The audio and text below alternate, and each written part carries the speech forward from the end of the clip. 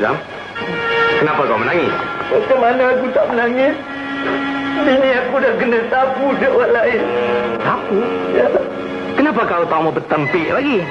Kalau aku bertempik dengan obat, dengan kedai, dengan aku, dengan bini aku, dengan rumah-rumah sekali lesap.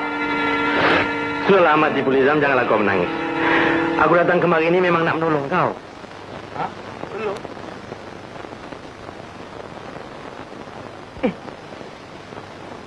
Sabarudin ke ni? Ya, Sabarudin. Allah, Sabarudin.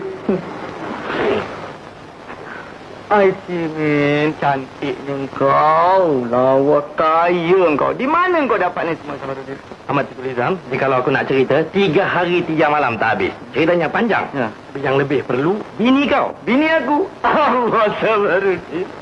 Aku dah tak mau ingat lagi kau bagi ingat. Bini aku si Malaun tu datang pas. Malaun juga? Malaun. Mula-mula dia ambil bini kau.